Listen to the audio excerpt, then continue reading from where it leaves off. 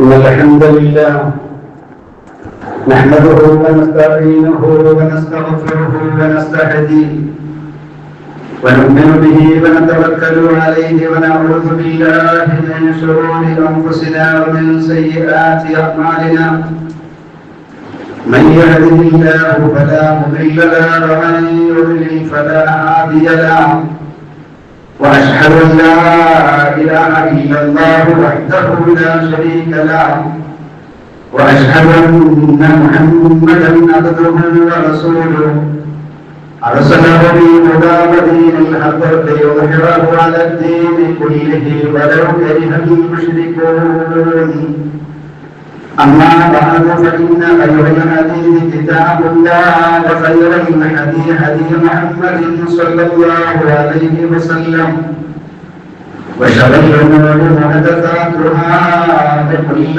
محدثة بدعة وكل بدعة ضلالة وكل ضلالة في النار. اللهم صل على محمد وعلى آل محمد كما صليت على إبراهيم وعلى آل إبراهيم إنك حميد مجيد. اللهم بارك على محمد وعلى آل محمد كما باركت على إبراهيم وعلى آل إبراهيم إنك حميد مجيد. يا أيها الناس أوصيكم ولم تتبعوا يا أيها الذين آمنوا اتقوا الله وقولوا قولا سديدا يصلح لكم أعمالكم ويغفر لكم ذنوبكم ومن يطع الله ورسوله فقد فاز فوزا عظيما. أعوذ بالله من الشيطان الرجيم. بسم الله الرحمن الرحيم.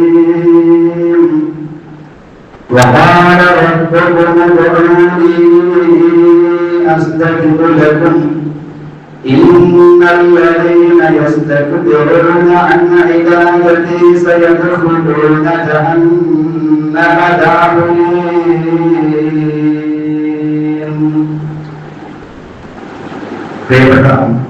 വിശ്വാസികളെ വിശ്വാസികളെ സൃഷ്ടാവും പരിപാലകനുമായും അല്ലാഹു സുബ്ഹാനഹു വ തആലയുടെ കൽപ്പന എന്ന നിർദ്ദേശങ്ങൾ വിധിവിലക്കുകൾ ജീവിതത്തിലുടനീളം കാത്തു സൂക്ഷിക്കണമെന്നും എവരോടും ഏറെ ഗൗരവത്തോടെ സ്വന്തം മറക്കാതെ ഓർമ്മപ്പെടുത്തുകയും അല്ലാഹു സുബ്ഹാനഹു വ തആല അവന്റെ ഇഷ്ടവും പൊരുത്തവും നേടുന്ന യഥാർത്ഥ മുത്തഖീങ്ങളിൽ മുഖ്ലിസുകളിൽ നമ്മെ ഏവരെയും അല്ലാഹു ഉൾപ്പെടുത്തി അനുഗ്രഹിക്കുമാറാകട്ടെ.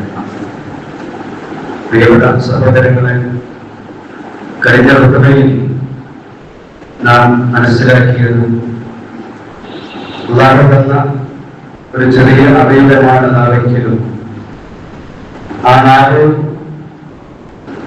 ഏറ്റവും നല്ലതിന് വേണ്ടിയാണ് ഉപയോഗപ്പെടുത്തുന്നതെങ്കിൽ ആ നാല് മുഖേന നമുക്ക് സ്വർഗത്തിലെത്താൻ കഴിയുമെന്നും നാവിനെ നല്ലതല്ലാത്ത മാർഗത്തിൽ നാം ഉപയോഗപ്പെടുത്തുമ്പോൾ നമുക്ക് നരകത്തിലെത്താൻ ആ നാവ് തന്നെ മതി എന്നതാണ് നാം പ്രമാണത്തിൽ നിന്ന് മനസ്സിലാക്കിയിട്ടുള്ളത്. നാം ചെയ്യുന്ന ആരാധനകളിൽ അല്ലാഹുവിന്റെ റസൂൽ പഠിപ്പിച്ച ആരാധനയിൽ നാവ് കൊണ്ടുള്ള നിരവധി ആരാധനകളുണ്ട്. ആ ആരാധനയിൽ ഏറ്റവും പ്രധാനമായതാണ് പ്രാർത്ഥന എന്ന് പറയുന്നത്. പ്രാർത്ഥിക്കാത്തവർ ഇല്ല, പ്രാർത്ഥനയുടെ മഹത്വം മനസ്സിലാക്കാത്തവർ നമ്മുടെ കൂട്ടത്തിൽ ആരും ഉണ്ടാവില്ല. പ്രാർത്ഥനയാണ് ആരാധന, ആരാധനയുടെ മെച്ച അത് പ്രാർത്ഥനയാണ് എന്നൊക്കെ സല്ലല്ലാഹു അലൈഹി വസല്ലം പറഞ്ഞത് നമുക്കറിയാം.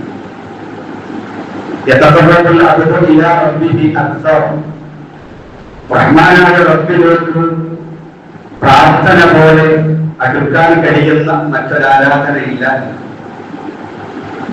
പ്രാർത്ഥിക്കുമ്പോൾ അല്ലാഹുവിന് വലിയ ഇഷ്ടമാണ് നമ്മോട് എന്ന് മാത്രമല്ല, ഒരു വിശ്വാസിയുടെ ഏറ്റവും പ്രകടമായ അടയാളം പ്രാർത്ഥിക്കുന്നു എന്നതാണ്. റഹ്മാനായ റബ്ബിനോട് പ്രാർത്ഥിക്കുന്നതാണ് വിശ്വാസികളുടെ ഏറ്റവും പ്രത്യക്ഷമായ അടയാളം. അതുകൊണ്ട് ഒരിക്കലും നഷ്ടപ്പെടാൻ പാടില്ലാത്ത ഏറ്റവും വലിയ അമൂല്യ രത്നമായി വിശ്വാസികൾ പ്രാർത്ഥനയെ കാണേണ്ടതുണ്ട്. നാം നിരവധി കാര്യങ്ങൾ അല്ലാഹുവിനോട് ചോദിക്കുന്നുണ്ട്. ആ ചോദിക്കുന്നതൊക്കെ കിട്ടണം എന്ന് ആഗ്രഹിച്ചുകൊണ്ടാണ് നാം ചോദിക്കുന്നത്. എനിക്ക് വേണ്ടത് കിട്ടിക്കോട്ടെ എന്ന് വിചാരിച്ചിട്ട് നമ്മുടെ ഒരു കാര്യവും നമ്മുടെ റബ്ബിനോട് ചോദിക്കാറില്ല. സൃഷ്ടികളോട് ഒരു പക്ഷേ ചോദിക്കുമ്പോ ഞാൻ കിട്ടട്ടെ എന്ന് വിചാരിച്ച് നമ്മൾ ചോദിക്കും. പക്ഷെ അല്ലാഹുവിനോട് ഒരു കാര്യം ചോദിക്കുമ്പോൾ അതെനിക്ക് ലഭിക്കണം, അതെനിക്ക് ലഭിക്കുക തന്നെ വേണം എന്ന ചിന്തയോടുകൂടെയാണ് ഞാൻ നിങ്ങളൊക്കെ അല്ലാഹുവിനോട് ചോദിക്കുന്നത്. എന്ന് മാത്രമല്ല, പ്രാർത്ഥിക്കുമ്പോൾ ഉണ്ടാകുന്ന ഒരു ആത്മീയമായ അനുഭൂതിയുണ്ട്. അത് പ്രാർത്ഥിക്കുന്നവർക്കേ മനസ്സിലാകും. എനിക്കൊന്നിനും സമയമില്ല, എപ്പോഴും തിരക്ക്, എപ്പോഴെങ്കിലും ഉള്ള തിരക്കല്ല, എന്നും തിരക്ക്, ഏത് സമയത്തും തിരക്ക്. അങ്ങനെ തിരക്കോട് തിരക്ക് പറഞ്ഞ് വിശുദ്ധ ഖുർആൻ പറഞ്ഞതുപോലെ കബറാകുന്ന ആ വീട്ടിലെത്തുന്നത് വരെയും തിരക്കായിരിക്കും. അവിടെ എത്തിയാൽ പിന്നെ ഒരു തിരക്കുണ്ടാവില്ല. പിന്നെ കച്ചവടമില്ല, ബിസിനസ് ഇല്ല, കൂട്ടുകുടുംബത്തെ കുറിച്ച് ആലോചനയില്ല, മക്കളെങ്ങനെ പട്ടിണി കിടക്കോ, അവർക്ക് എന്തൊക്കെയാ വാങ്ങിക്കൊടുക്കേണ്ട ഒരു ചിന്തയുമില്ല. പള്ളിപ്പറമ്പുകൾ കണ്ടിട്ടില്ല, അവിടെ മക്കുപറണ്ട്. എത്രമാത്രം ശോകമുഖമാണ് അവിടുത്തെ അന്തരീക്ഷം. ആർക്കും പരിഭവങ്ങളില്ല. തൊട്ടടുത്ത് കിടക്കുന്നവനോട് പോലും ആർക്കും അസൂയയില്ല, പൊങ്ങച്ചമില്ല, അഹങ്കാരമില്ല. മഹ്ശറിലെ ആ വിളിയാളവും കാത്ത് സുറന്ന കാഹളത്തിലെ ഊത്തും കാത്തിരിക്കുകയാണ് അവരൊക്കെ. പ്രിയപ്പെട്ടവരെ, ഖുർആൻ പറയുന്ന ആ കബറിലേക്ക് ഞാൻ നിങ്ങളും എത്തുവോളം നമുക്കൊക്കെ തിരക്കായിരിക്കും. നമ്മേക്കാളും വലിയ തിരക്കുള്ളവരായിരുന്നു അവിടെ കിടക്കുന്നവരൊക്കെ.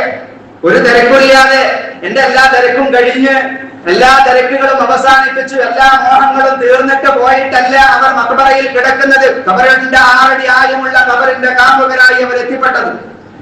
അതേ തിരക്കുകളുള്ള ഞാൻ നിങ്ങളും ഒക്കെ ആ ഖബറിലേക്ക് എത്തുന്നത് വരെയും നമുക്ക് തിരക്ക് തന്നെയായിരിക്കും. പ്രിയപ്പെട്ട സഹോദരങ്ങളെ, ആ തിരക്കിനിടയിൽ റഹ്മാനായ റബ്ബിനോട് ചില കാര്യങ്ങളൊക്കെ ചോദിക്കാൻ നമുക്ക് സന്ദർഭങ്ങളുണ്ട്. മഹാനായ നബി സല്ലല്ലാഹു അലൈഹി വസല്ലം തങ്ങളോട് മഹാനായ അബൂ ഉമാമ റളിയല്ലാഹു അൻഹു ചോദിച്ചൊരു ചോദ്യമുണ്ട്. എന്താണത്? നബിയെ, അയ്യുദ്ദുആഇ അസ്മാ, റസൂലേ, എന്റെ പ്രാർത്ഥന എന്റെ റബ്ബ് കേൾക്കണം, എനിക്ക് ഉത്തരം കിട്ടണം, ഞാൻ ചോദിക്കുന്ന എല്ലാ കാര്യങ്ങളും എനിക്ക് ലഭിക്കുക തന്നെ വേണം എന്ന് ഞാൻ ആഗ്രഹിക്കുന്നു.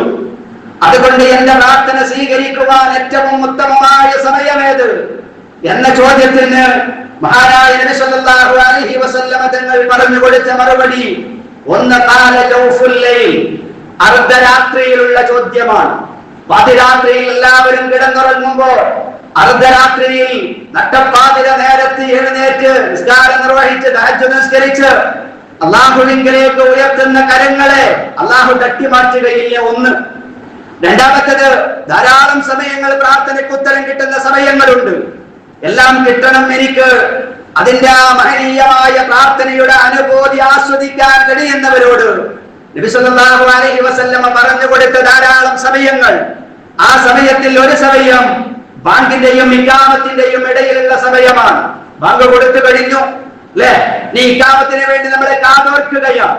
ഒന്ന്, ഈ ബാങ്കിന്റെയും ഇഖാമത്തിന്റെയും ഇടയിലുള്ള ഏത് ബാങ്കുകളാകട്ടെ, ഏത് ഇഖാമത്തുകളാകട്ടെ, ബാങ്കിന്റെയും ഇഖാമത്തിന്റെയും ഇടയിലുള്ള ആ കുറഞ്ഞ 10-15 മിനിറ്റ് സമയം റസൂലുള്ളാഹി പറഞ്ഞു, അദ്ദഅവതു ലാ തുറദ്ദു ബൈനൽ അദാനി വൽ ഇഖാമ, ബാങ്കിന്റെയും ഇഖാമത്തിന്റെയും ഇടയിലുള്ള പ്രാർത്ഥന ലാ തുറദ്ദു, അതൊരിക്കലും റബ്ബ് തട്ടുകയില്ല.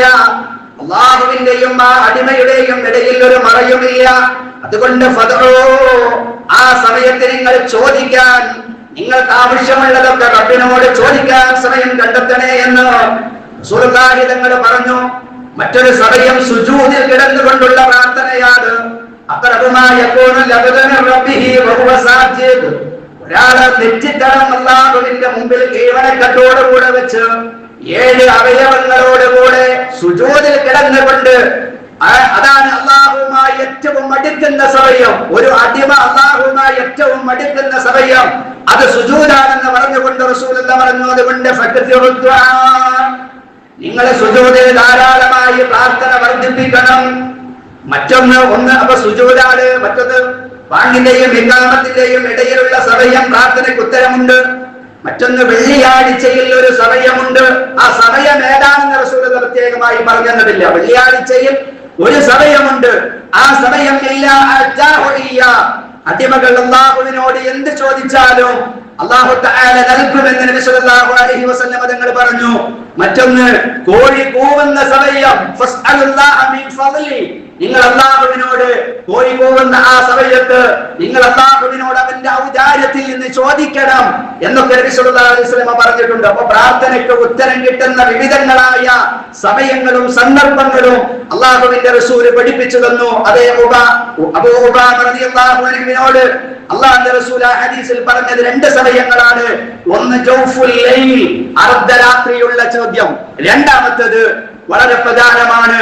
നമ്മുടെ ജീവിതത്തിലൊക്കെ തിരക്കുകളാണെന്ന് പറഞ്ഞ് നമ്മൾ ഒഴിവാക്കുന്ന ഏറ്റവും മഹത്തായ ഏറ്റവും ഉത്തമമായ ഉത്തരം കിട്ടുമെന്ന് റസൂലുള്ളാഹി തങ്ങള് നമുക്ക് കൃത്യമായി പഠിപ്പിച്ചു തന്ന ഒരു സന്ദർഭം അതേതാണ്. ഫർളാക്കപ്പെട്ട 5 വഖത്ത് നമസ്കാരത്തിന്റെ ഉടനെയുള്ള പ്രാർത്ഥന അത് ഏറ്റവും പ്രധാനമാണ് എന്ന് മഹാനായ മുഹമ്മദ് റസൂലുള്ളാഹി സ്വല്ലല്ലാഹു അലൈഹി വസല്ലം. പ്രിയപ്പെട്ട സഹോദരങ്ങളെ, ഇനി നമ്മൾ ആലോചിക്കേണ്ടത്, നമ്മളൊക്കെ നിസ്കരിക്കുന്നവരാണ് അല്ലെ? നിസ്കരിക്കാത്തവർ ആരുമില്ല. പക്ഷേ നിസ്കാരം കഴിഞ്ഞ് മഹാന്മാരാകുന്ന പണ്ഡിതന്മാര് പറയുന്നുണ്ട്, ചില മനുഷ്യന്മാരുണ്ട് ഈ കാലഘട്ടത്തിൽ. എന്താണ് അവരുടെ പ്രത്യേകത? നിസ്കാരത്തിലൊക്കെ വല്ലാത്ത ഖുശൂഅാണ്. നിസ്കാരം കഴിഞ്ഞാൽ അവര് വലതുഭാഗത്തേക്കും ഇടതുഭാഗത്തേക്കും സലാം വെട്ടിക്കഴിഞ്ഞാൽ പിന്നീട് അവർ അടുത്തുള്ളവരോടുള്ള സംസാരങ്ങളാണ്.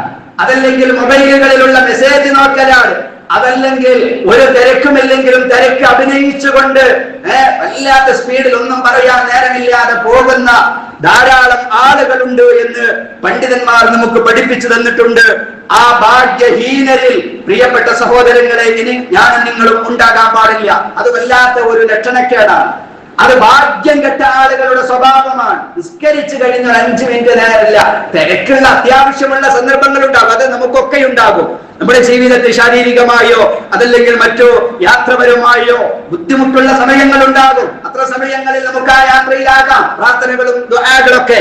പക്ഷേ തിരക്ക് അഭിനയിച്ചുകൊണ്ട് എന്നും ഈ പതിവുണ്ടാവുക എന്നത് ഒരിക്കലും ഒരു വിശ്വാസിയുടെ ജീവിതത്തിൽ ഉണ്ടാകാൻ പാടില്ല. ഏറെ ഗൗരവത്തോടു കൂടെയാണ് പറയുന്നത്. മാത്രവുമല്ല, ചില ആളുകൾ തീരെ പ്രാർത്ഥിക്കാൻ ഒരു നിലക്കും പ്രാർത്ഥിക്കാത്തവർ.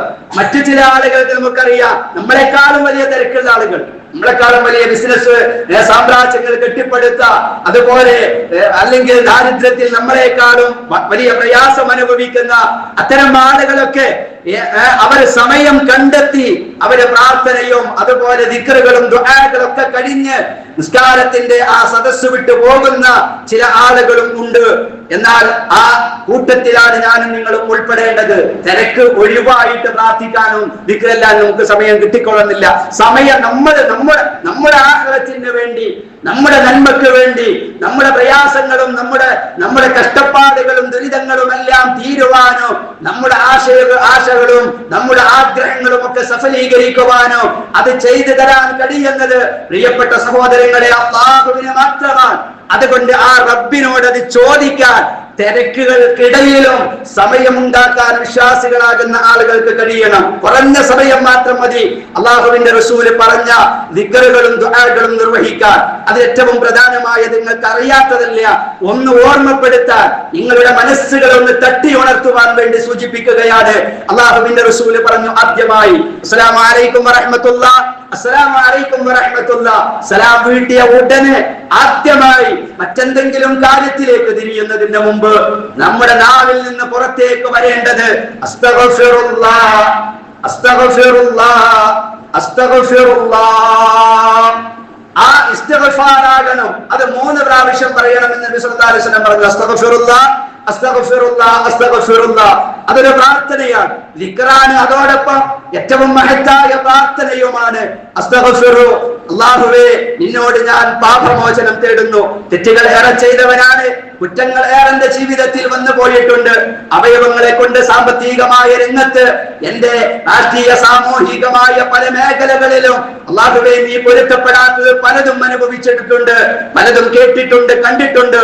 നീ എനിക്ക് വിട്ടുപുറത്ത് മാഫാക്കി നൽകണേ എന്ന് റഹ്മാനായ റബ്ബിനോട് പറയുന്ന ഒരു പ്രാർത്ഥനയും ഒരു ദിക്റുമാണ് അസ്തഗ്ഫിറുല്ലാഹ് എന്ന ഇസ്തിഗ്ഫാർ. പ്രിയപ്പെട്ടവരെ, ഒന്ന് പതിവാക്കി, വെറും തത്തമ്മ പറയുന്നത് പോലെ അസ്തഗ്ഫിറുല്ലാഹ് ലാ ഇലാഹ ഇല്ലല്ലാഹ് ദിക്ർ ഇങ്ങനെ ചെല്ലല്ല, മറിച്ച് ആ അസ്തഗ്ഫിറുല്ലാഹ് എന്ന് പറയുമ്പോൾ നമ്മുടെ തെറ്റുകളും കുറ്റങ്ങളൊക്കെ നമ്മുടെ മനസ്സുകളിലൂടെ ഇങ്ങനെ വരണം. അള്ളാഹു എനിക്ക് പുറത്തു തരണം എന്ന ചിന്തയുണ്ടാകണം. അങ്ങനെ ആത്മാർത്ഥതയോട് കൂടിയാണ് ഒരാൾ ഇസ്തിഗ്ഫാർ ചൊല്ലുന്നതെങ്കിൽ മഹാനായ വിശുദ്ധ ഖുർആനിലൂടെ അള്ളാഹുവിന്റെ റസൂലും അതുകൊണ്ടുള്ള നേട്ടങ്ങൾ പറഞ്ഞു. ഇൻശിറാഹുസ് സ്വദർ തുമഅനീനത്തുൽ ഖൽബ്, തീർച്ചയായും അവന്റെ ഹൃദയം ഒരു കടുകട്ടി ഉണ്ടാവുകയില്ല, എല്ലാവരോടും മരിവുള്ള ഒരു മനസ്സിന്റെ ഉടമയായി അവൻ മാറും. അതുപോലെ തുമഅനീനത്തുൽ ഖൽബ്, ഹൃദയത്തിന് വല്ലാത്ത ഒരു മനസ്സമാധാനം, വല്ലാത്തൊരു സുഖം ഉണ്ടാകും ഇസ്തിഗ്ഫാർ ചൊല്ലിയാൽ. അസ്തഗ്ഫിറുല്ലാഹ് അസ്തഗ്ഫിറുല്ലാഹ് അസ്തഗ്ഫിറുല്ലാഹ് 3 അസ്തഗ്ഫിറുല്ലാഹ് വേണ്ടോ. അതുകൊണ്ടുള്ള നേട്ടം റസൂലുള്ളാഹി പറയാ, അവന്റെ ഹൃദയത്തിന് ശാന്തി ഉണ്ടാകും, അവന്റെ ഹൃദയത്തിന് സമാധാനം ഉണ്ടാകും. മാത്രവുമല്ല ഭക്ഷണ വിശാലതയുണ്ടാകും എന്ന് വിശുദ്ധ ഖുർആൻ പറയുന്നു. ഭക്ഷണ വിശാലതയുണ്ടാകും. എത്ര ദാരിദ്ര്യമാണെങ്കിലും നേരത്തെ ഓടുന്നവർക്ക് പറയാനുള്ള കാരണം എന്താ? വേഗം അവിടെ എത്തിയിട്ട് വേണം കട തുറക്കാന്, അതല്ലെങ്കിൽ ജോലിയുടെ ഭൗതികമായ കാരണങ്ങളെ നമുക്ക് നേരത്തെ പോകാനുള്ളൂ. അല്ല ആഖിറത്തിന്റെ കാര്യത്തിൽ ഇവിടുന്ന് പോയിട്ട് വേണം എന്തോ ആഖിറത്തിലേക്ക് വേണ്ടി എന്തോ കുറെ ചെയ്യാൻ വേണ്ടി ഒന്നല്ലല്ലോ നമ്മൾ ഓടുന്നത്, മറിച്ച് ദുനിയാവിന് വേണ്ടിയാണ്. എന്നാൽ ഇസ്തിഗ്ഫാർ വർദ്ധിപ്പിക്കുന്ന ആളുകൾക്ക് അവർക്ക് ഭക്ഷണ വിശാലതയുണ്ടാകും, അവന്റെ ദാരിദ്ര്യങ്ങൾ അകലുവാൻ അത് കാരണമാകും. വസിഹത്തുൽ ബദൻ, ശാരീരികമായ സുഖം ഉണ്ടാകും. രോഗം അല്ലാഹുവിന്റെ ഭാഗത്തിൽ നിന്നുള്ളതാണ്. ആ രോഗം സുഖപ്പെടുത്തേണ്ടത് റബ്ബാണ്. എങ്കിൽ ഇസ്തിഗ്ഫാർ വർദ്ധിപ്പിക്കുന്ന അസ്തഗ്ഫിറുല്ലാഹ് പറയുന്ന ആളുകൾക്ക് സിഹത്തുൽ ബദൻ, തീർച്ചയായും അവന്റെ ശരീര സുഖമുണ്ടാകും. മാത്രമല്ല എല്ലാവിധ ആപത്തുകളിൽ നിന്ന് റഹ്മാനായ റബ്ബിന്റെ കാവലുണ്ടാകും. എന്തേ വേണ്ടു? അസ്തഗ്ഫിറുല്ലാഹ്. അതിങ്ങനെ ചെല്ലിയാൽ മതി. അത് കഴിവിന്റെ പരമാവധി വർദ്ധിപ്പിച്ചാൽ അവർക്ക് ആപത്തുകളിൽ നിന്ന് സംരക്ഷണം ഉണ്ടാകും. വല്ലാഫാത്ത് വല്ലംറാദ്, രോഗങ്ങളിൽ നിന്നുള്ള കാവലുകൾ ഉണ്ടാകും. തെറ്റുകൾ പൊറുക്കും, അവന്റെ നന്മകൾ വർദ്ധിക്കും, അതുപോലെ അവന്റെ പദവികൾ കൂടും. ഇതൊക്കെ ഈ അസ്തഗ്ഫിറുല്ലാഹ് എന്ന് പറയുന്നതിന്റെ പ്രതിഫലമായി വിശുദ്ധ ഖുർആനും തിരുസുന്നത്തും ധാരാളമായി ആയത്തുകളിലേക്ക് പോകല്ല. വിശുദ്ധ ഖുർആൻ നമുക്ക് പഠിപ്പിച്ചു തന്നിട്ടുണ്ട്. ഇസ്തഗ്ഫിറു റബ്ബക്കും സുമ്മ തൂബൂ ഇലൈഹി, തീർച്ചയായും നിങ്ങൾ റബ്ബിനോട് നിങ്ങൾ ഇസ്തിഗ്ഫാർ ചെയ്യുക, നിങ്ങൾ പശ്ചാത്തപിച്ച് മടങ്ങുക. യുമജ്ജഉഹു മജാഅൻ ഹസന, അല്ലാഹു നിങ്ങൾക്ക് സമ്പത്തിലും നിങ്ങളുടെ ശരീരത്തിലും കുടുംബത്തിലും നിങ്ങളുടെ മനസ്സിലും ഒക്കെ ഏറ്റവും നല്ല സുഖവും സൗഖ്യവും അല്ലാഹു പ്രദാനം ചെയ്യുമെന്നത് റബ്ബിന്റെ വാഗ്ദാനമാണ്. ആ റബ്ബിന്റെ വാഗ്ദാനത്തിൽ നിന്ന് ഒരു 5 മിനിറ്റ് ഇരിക്കാൻ നേരമില്ലാതെ ഓടുന്നവർ അവർ ഓടുന്നത് റബ്ബിനോടുള്ള ധിക്കാരമാണ് എന്ന് തിരിച്ചറിയാൻ പ്രിയപ്പെട്ട സഹോദരങ്ങളെ നമുക്ക് കഴിയണം. ഒന്നാമത്തേത് അസ്തഗ്ഫിറുല്ലാഹ് 3 പ്രാവശ്യം പറയാം. എത്ര സമയം വേണം? സെക്കൻഡുകൾ മാത്രം മതി, നമുക്കറിയാം. അത് കഴിഞ്ഞിട്ട് പിന്നെ നബി സല്ലല്ലാഹു അലൈഹി വസല്ലമ പറഞ്ഞു, അത് കഴിഞ്ഞാൽ അല്ലാഹുവിന്റെ റസൂലിന്റെ പതിവ് അല്ലാഹുമ്മ അൻതസ്സലാം വമിൻകസ്സലാം തബാറകത യാ ദൽ ജലാലി വൽ ഇക്റാം. അല്ലാഹുവേ അൻതസ്സലാം, നീയാണ് റബ്ബേ രക്ഷ. അല്ലാഹുവേ നീയാണ് രക്ഷ. വമിൻകസ്സലാം, നിന്നിൽ നിന്നാണ് രക്ഷ. രക്ഷ ഉള്ളത് അല്ലാഹുവിൽ നിന്നല്ലാതെ കുടുംബത്തിൽ നിന്നോ കൂട്ടുകാരിൽ നിന്നോ സമ്പത്ത് കൊണ്ടോ ഉണ്ടാകുന്ന രക്ഷയൊക്കെ താൽക്കാലികം മാത്രമാണ്. സ്ഥിരമായ എന്നും മനസ്സിന് ശാന്തിയും സലാമും നൽകാൻ കഴിയുന്നത് അല്ലാഹുവേ നിനക്ക് മാത്രമാണ്. തബാറകത യാ ദൽ ജലാലി വൽ ഇക്റാം, ഉന്നതിയും മഹത്വവും ഉള്ളവനെ നീ ഏറ്റവും അനുഗ്രഹീതനായിരിക്കുന്നു എന്ന അർത്ഥമുള്ള അല്ലാഹുമ്മ അൻതസ്സലാം മിൻകസ്സലാം തബാറകത യാ ദൽ ജലാലി വൽ ഇക്റാം എന്ന് ചൊല്ലാം. അതെല്ലാ നിസ്കാരത്തിന്റെ ഇടയിലും നമ്മുടെ ജീവിതത്തിൽ നമ്മൾ ചെയ്തു തീർക്കണം എന്ന് മഹാന്മാരാകുന്ന പണ്ഡിതന്മാർ നമുക്ക് പഠിപ്പിച്ചു തന്നു. അള്ളാഹുവിന്റെ റസൂൽ നമുക്ക് പഠിപ്പിച്ചു തന്നു. രണ്ട് ദിക്റായി. ഇനി മൂന്നാമത്തേത് വളരെ കുറഞ്ഞ സമയം മാത്രം, ലാ ഇലാഹ ഇല്ലല്ലാഹു വഹ്ദഹു ലാ ശരീക ലഹു ലഹുൽ മുൽക്കു വലഹുൽ ഹംദു വഹുവ അലാ കുല്ലി ഷൈഇൻ ഖദീർ. മൂന്നാമത് നമ്മൾ ചൊല്ലേണ്ട ദിക്ർ ഏതാണ്? ലാ ഇലാഹ ഇല്ലല്ലാഹ്, അല്ലാഹു അല്ലാതെ ആരാധനയ്ക്ക് അർഹനായി ആരുമില്ല. വഹദ, അവൻ ഏകനാണ്. ലാ ശരീക ലഹു, അല്ലാഹുവിന് പങ്കുകാരായി ഒരാളുമില്ല. ആരാധനയ്ക്ക് അർഹനായ എന്റെ റബ്ബ് മാത്രമേ ഉള്ളൂ. ലഹുൽ മുൽക്കു, എല്ലാവിധ രാജാധിപത്യവും അല്ലാഹുവിനാണ്. ഇവിടെയുള്ള അധികാരങ്ങളും ഇവിടെ മന്ത്രിപദങ്ങളും ഇവിടുത്തെ പ്രധാനമന്ത്രി പദങ്ങളും ഇവിടുത്തെ അധികാരങ്ങളെല്ലാം താൽക്കാലികമാണ്. രാജാധികാരം, മുൽക്ക് അത് അല്ലാഹുവിന് മാത്രമാണ്. വലഹുൽ ഹംദു, എല്ലാവിധ സ്തുതി കീർത്തനങ്ങളും അല്ലാഹുവേ നിനക്കാണ്. വഹുവ അലാ കുല്ലി ഷൈഇൻ ഖദീർ, അല്ലാഹു എല്ലാ കാര്യങ്ങൾക്കും കഴിവുള്ളവനാണ്. എല്ലാത്തിനും, ചെറിയവനെ വലുതാക്കാനോ വലിയവനെ ചെറുതാക്കാനോ സമ്പന്നനെ ദരിദ്രനാക്കാനോ ദരിദ്രനെ സമ്പന്നനാക്കാനും എല്ലാത്തിനും കഴിയുന്നവനാണ് അല്ലാഹു എന്ന മഹത്തായ അർത്ഥമുള്ള ആ ദിക്ർ 3 പ്രാവശ്യം ചെല്ലണം. ഏറ്റവും ചുരുങ്ങിയ 3 ഇല്ലെങ്കിൽ 1 പ്രാവശ്യമെങ്കിലും പ്രിയപ്പെട്ടവരെ ചെല്ലാൻ കഴിയുന്നു. പരിപൂർണമായത് 3 പ്രാവശ്യമാണ്. അല്ലാഹു അൻതസലാം എന്ന് കഴിഞ്ഞിട്ട് ലാ ഇലാഹ ഇല്ലല്ലാഹു വഹ്ദ എന്നത് 3 പ്രാവശ്യം ചെല്ലാൻ നബി സല്ലല്ലാഹു അലൈഹി വസല്ലം പഠിപ്പിച്ചതായി ഹദീസുകളിൽ നമുക്ക് കാണാവുന്നതാണ്. ഇനി അത് കഴിഞ്ഞ 3 ദിക്റുകളായി. നാലാമത്തത് അല്ലാഹുമ്മ ലാ മാനിഅ ലിമാ അഅതൈത വലാ മുഅതിയ ലിമാ മനഅത വലാ റാദ്ദ ലിമാ ഖദൈത വലാ യൻഫഉ ദൽ ജദ്ദ് മിൻകൽ ജദ്ദ്. അതും പ്രാർത്ഥനയാണ്. ഈ ദിക്റുകളൊക്കെ ഒരു ഗുണം, നമ്മൾ ദിക്ർ മാത്രമല്ല ഇത്, ദിക്റുകളോടൊപ്പം ഇതെന്താണ്? മഹനീയമായ മഹത്തായ പ്രാർത്ഥനയും കൂടെയാണ്. അത് അർത്ഥം പറയുന്നതൊന്ന് നിങ്ങളുടെ മനസ്സുകളിൽ ഉണ്ടാകാൻ വേണ്ടിയാണ്. അല്ലാഹുമ്മ, അല്ലാഹുവേ, ലാ മാനിഅ, തടയുന്നവൻ ഇല്ല, ലിമാ അഅതൈത, അല്ലാഹുവേ നീ നൽകിയതിനെ തടയാൻ ഒരാളും ഇല്ല. അല്ലാഹു തന്നതെന്തോ അത് നമുക്ക് സ്ഥിരമാണ്. റബ്ബ് തന്നതിനെ തടയാൻ ഒരാൾക്കും കഴിയില്ല. വലാ മുഅതിയ, നൽകാൻ കഴിയില്ല. ലിമാ മനഅത, അല്ലാഹുവേ നീ തടഞ്ഞതിനെ നൽകാനും ഒരാൾക്കും കഴിയില്ല. വലാ റാദ്ദ ലിമാ ഖദൈത വലാ യൻഫഉ ദിൽകൽ ജദ്ദ്, അല്ലാഹുവേ നിന്റെ അടുത്ത് ആരുടെയും ധനം നിന്റെ അടുത്ത് ഉപകരിക്കുകയില്ല. എല്ലാ ധനങ്ങളും നിന്റെ അടുക്കൽ നിന്നാണ്.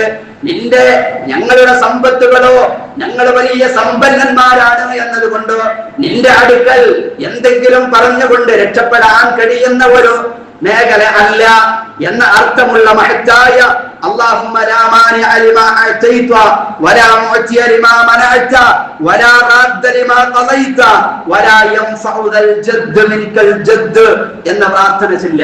ഇനി നാലാമത്തത് വളരെ പ്രധാനമാണ്. നബി സല്ലല്ലാഹു അലൈഹി വസല്ലമ പറഞ്ഞു, എന്താണ്? മൻ സബ്ബഹ ദുബറ കുല്ലി സ്വലാത്തിൻ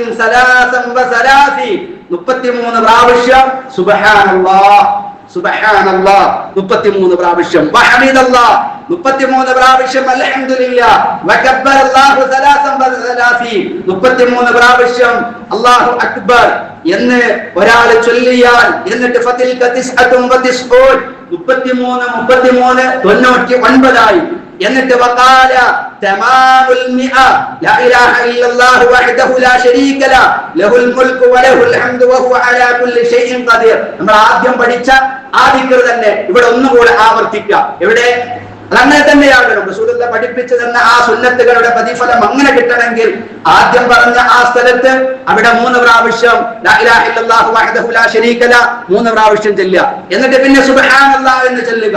സുബ്ഹാനല്ലാഹ് ചൊല്ലുമ്പോൾ വളരെ ശ്രദ്ധിക്കേണ്ട ഒരു കാര്യം, ചില ആളുകളൊക്കെ സുബ്ഹാനല്ലാഹ് ചൊല്ലും, സുബ്ഹാനല്ലാഹ് തുടക്കമൊക്കെ ഇങ്ങനെ വളരെ സ്പീഡ് കുറച്ച് അക്ഷരങ്ങളൊക്കെ തജ്വീദൊക്കെ ശ്രദ്ധിച്ച് സുബ്ഹാനല്ലാഹ് പിന്നെ ഇങ്ങനെ സ്പീഡ് കൊടുത്തിട്ട് സുബ്ഹാനല്ലാഹ് അവസാനം വെറും സുബ്ഹാനല്ലാഹ് ആയിപ്പോകും. തിരക്കൂട്ട് അതൊരിക്കലും ഉണ്ടാകാൻ പാടില്ല. അക്ഷരങ്ങൾ ശ്രദ്ധിച്ച് സുബ്ഹാനല്ലാഹ്, അല്ലാഹു അക്ബർ, അൽഹംദുലില്ലാഹ് അക്ഷരങ്ങളൊക്കെ ശ്രദ്ധിച്ചുകൊണ്ട് 33 പ്രാവശ്യം വീതം അത് ചൊല്ലുകയും എന്നിട്ട് ലാ ഇലാഹ ഇല്ലല്ലാഹു വഹ്ദഹു ലാ ശരീക ലഹു എന്നതുകൊണ്ട് 100 പൂർത്തിയാക്കുകയും ചെയ്താൽ അല്ലാഹുവിന്റെ റസൂൽ പറയാ, ഗുഫിറത് ഖതായ വലൗ കാനത് മിസ്ല ദബദൽ ബഹർ, സമുദ്രത്തിലെ നുരകൾ സമുദ്രത്തിലെ നുരകൾ എണ്ണിയാൽ തീരുമോ? ഇല്ല.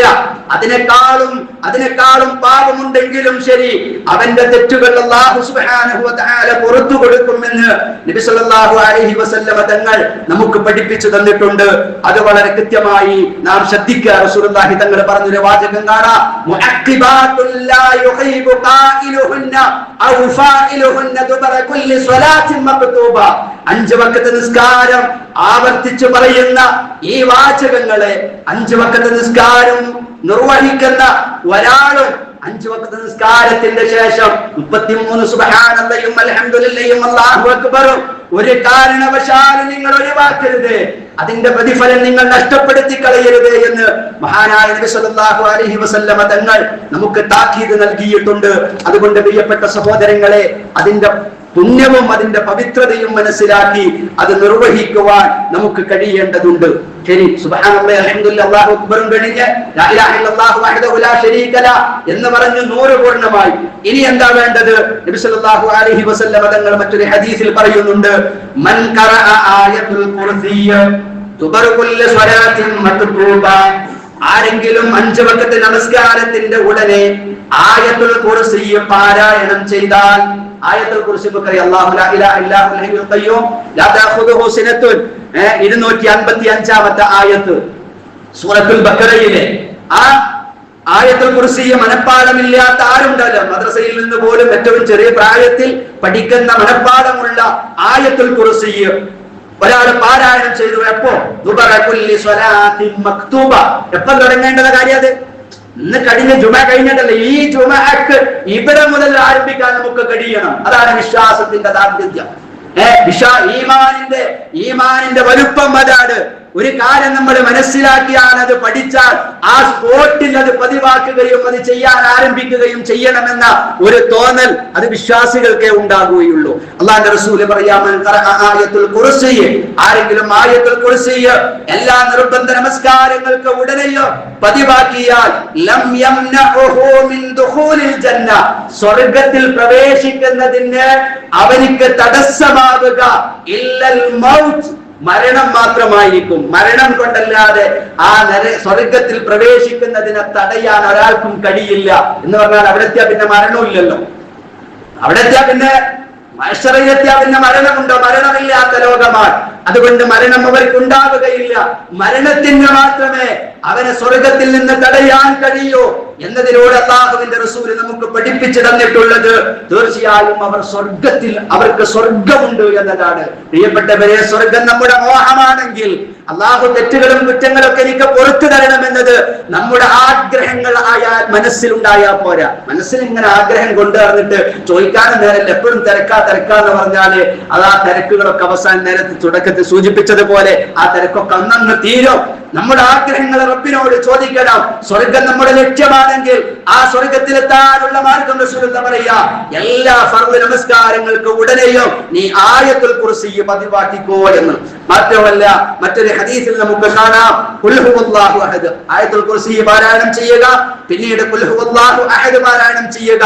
അതേ പ്രകാരം അഖ്റഉ ബിൽ മുഅവ്വിദാത്തി ദുബറ കുല്ലി സ്വലാത്ത്, മഹാനായ ഉഖബത്ത് ബിൻ ആമിർ റളിയല്ലാഹു അൻഹു പറയുന്നുണ്ട്, അല്ലാഹുവിന്റെ റസൂല് എല്ലാ നമസ്കാരത്തിന്റെ ഉടനെയും മുഅവ്വിദാത്ത് പാരായണം ചെയ്യാൻ, അഥവാ ഖുൽ അഊദു ബിറബ്ബിൽ ഫലഖ്, ഖുൽ അഊദു ബിറബ്ബിൻ നാസ്, അത് പാരായണം ചെയ്യാൻ എന്നോട് പറഞ്ഞു. ഖുൽ അഊദു ബിറബ്ബിൽ ഫലഖും ഖുൽ അഊദു ബിറബ്ബിൻ നാസും ഖുൽ ഹുവല്ലാഹു അഹദ്, ആയത്തുൽ കുർസി, ഈ സൂറത്തുകളും ആയത്തുകളും പാരായണം ചെയ്യുക. ഇതെല്ലാം കൂടെ നമ്മൾ ഈ പറഞ്ഞ ഈ ദിക്റുകളും അർത്ഥം അറിഞ്ഞുകൊണ്ട് മനസ്സറിഞ്ഞുകൊണ്ട് എല്ലാ ലക്ഷ്യങ്ങളും അല്ലാഹുവിന്റെ മുമ്പിൽ സമർപ്പിച്ചുകൊണ്ട് ചോദിക്കാൻ പ്രിയപ്പെട്ടവരെ ഒരു 5, 6, 7 മിനിറ്റേ മതിയാകുള്ളൂ. അല്ലാഹുവിന് വേണ്ടി, നാളെ നമ്മുടെ പരലോക രക്ഷയ്ക്ക് വേണ്ടി, അതിനു വേണ്ടി സമയം കണ്ടെത്തണേ എന്ന് എന്റെ പ്രിയപ്പെട്ട സഹോദരങ്ങളോട്, എന്റെ പ്രിയപ്പെട്ട സഹോദരിമാരോട് വളരെ സ്നേഹത്തോടു കൂടെ ഉണർത്തുകയാണ്. അല്ലാഹു സുബ്ഹാനഹു വ തആല പഠിച്ചത് ജീവിതത്തിൽ പകർത്തുവാൻ നമുക്ക് ഏവർക്കും തൗഫീഖ് നൽകി അനുഗ്രഹിക്കുമാറാകട്ടെ.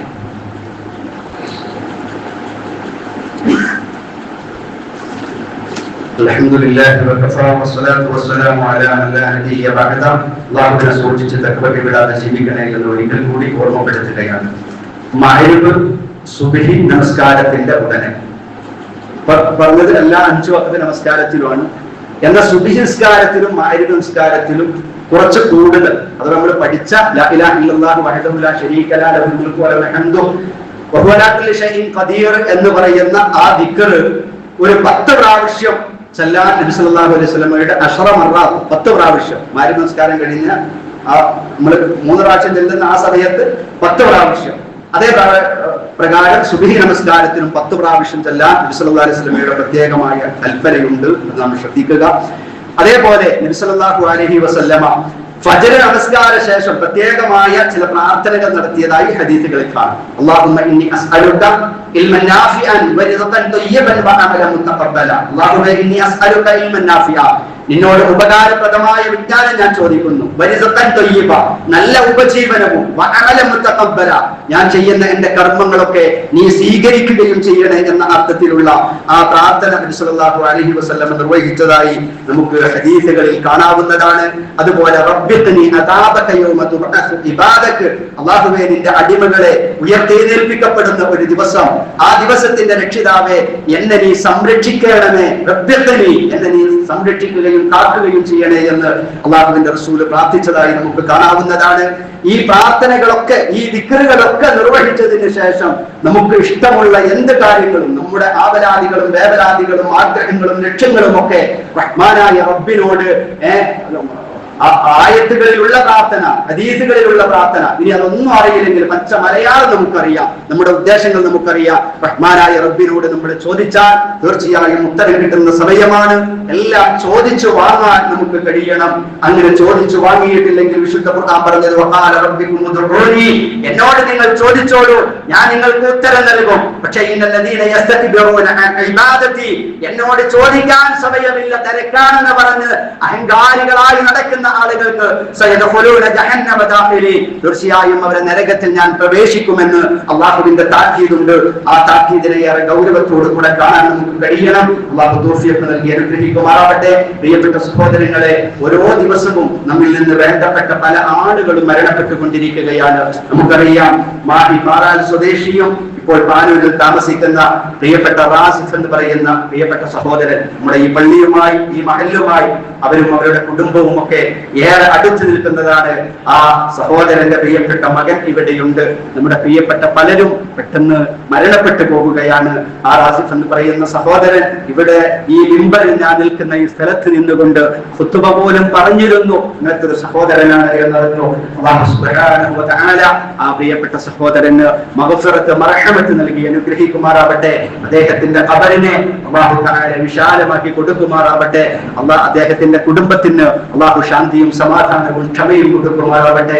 അല്ലാഹുവേ, ഞങ്ങളിൽ നിന്ന് ഈ നിമിഷം വരെ വന്നു പോയ എല്ലാ തെറ്റുകളും കുറ്റങ്ങളും പാപങ്ങളായ ഞങ്ങൾക്ക് നീ വിട്ടുകൊടുക്കുമാറാക്കി തരണം റഹ്മാനേ. അല്ലാഹുവേ, മരിക്കുന്ന സമയത്ത് ഈമാനോടുകൂടെ ഞങ്ങളെ നീ മൗത്താക്കണം റഹ്മാനേ. അല്ലാഹുവേ, ഞങ്ങളുടെ ഖബറുകളെ നീ സന്തോഷത്തിലാക്കണം റഹ്മാനേ. അല്ലാഹുവേ, ഞങ്ങൾക്ക് സ്വർഗ്ഗം ചൂടാക്കണം റഹ്മാനേ. അല്ലാഹുവേ, ഞങ്ങൾക്ക് നീ നരകം ഹറാമാക്കണം റഹ്മാനേ. അല്ലാഹുവേ, ഞങ്ങളുടെ മക്കളെ നീ സ്വാലിഹീങ്ങളായ മക്കളാക്കണം റഹ്മാനേ. അല്ലാഹുവേ, മുസ്ലിം സമുദായത്തിന് ഇസ്സത്ത് നൽകണം റഹ്മാനേ.